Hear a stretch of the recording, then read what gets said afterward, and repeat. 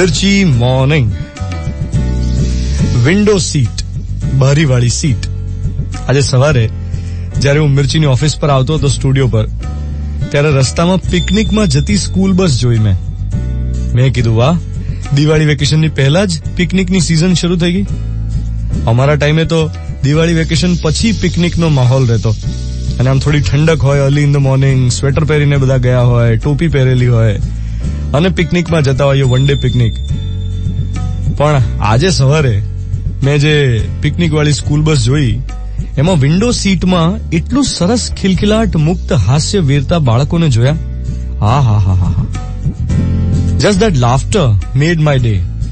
જે બારીમાં જે બાળકોનો ચહેરો દેખાતો હતો ને જે રીતે હસતા હતા, એકબીજાની સાથે ગમ્મત કરતા હતા, એમના ચહેરા જોઈને મને પ્રસન્નતા થઈ.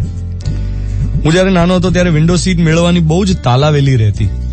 પિકનિકમાં જવાનું હોય કે ક્યાંક ફરવા ગયા હોઈએ ફેમિલી સાથે, કે ટ્રેનમાં ક્યાંક જવાનું હોય, અંદરથી મને આમ ચટપટી થયા કરતી કે બારીવાળી સીટ મળશે ને. ઇવન એએમટીએસ માં ટ્રાવેલ કરતા હોય ને, એએમટીએસ માં એક એરિયામાંથી બીજા એરિયામાં જતા હોય તો એ વખતે પણ મને એમ જ હોય કે 10 મિનિટ તો 10 મિનિટ પણ વિન્ડો સીટ મળવી જોઈએ બસ. અને પછી બસમાં ચડી અને સખત ભીડ હોય.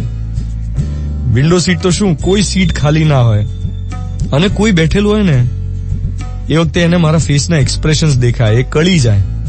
અને કોઈ આંટી કે અંકલ કે કોલેજ એને એમ પૂછે બેસવું છે, આ બે શબ્દ સાંભળતા જ મારી આંખમાં આખો ચમકારો થતો, આખો ફેસ લીટઅપ થઈ જતો, ચહેરા પર આખી રોશની છવાઈ જતી. અને પછી એક વિચિત્ર સ્માઇલ હોય જેમાં શરમ પણ હોય અને આમ થનગનાટ પણ હોય, આમ ઉત્સાહ પણ હોય કે યસ, વિન્ડો સીટ મળી ગઈ. અને પછી એ વિન્ડો સીટ હું શેર કરતો જે બેઠું એની સાથે બાળક તરીકે.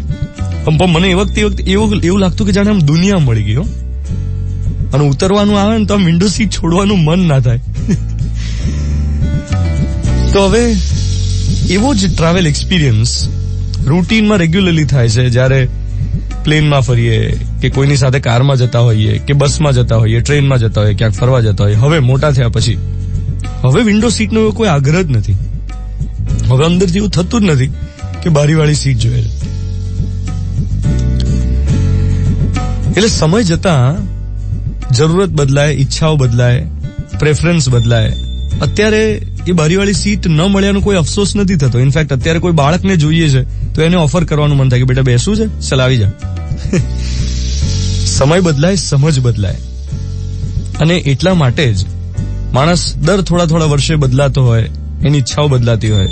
અને ઘણીવાર એવું થતું હોય કે એક સમય આપણને કંઈક ના મળ્યો ને એનો મેજર અફસોસ હોય.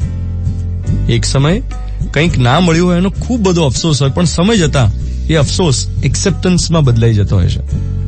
એ અફસોસની જગ્યાએ નવી મેમરીઝ આવી જતી હોય છે. Old memories get replaced with new memories, better memories.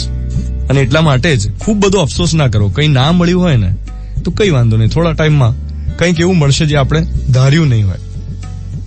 એટલે એક સમયનો અફસોસ એ એક્સેપ્ટન્સમાં બદલી નાખો. 7:15 થઈ રહી છે. 13th ઓક્ટોબર 2017 શુક્રવારની સવાર. હું છું દ્વાનિત તમારી સાથે. તમને તમારી વિન્ડો સીટ મળે ના મળે, તમારા મનની વિન્ડોમાં સ્વીકાર ભાવ મળે એવી શુભકામનાઓ સાથે ગુડ મોર્નિંગ માય ડિયર.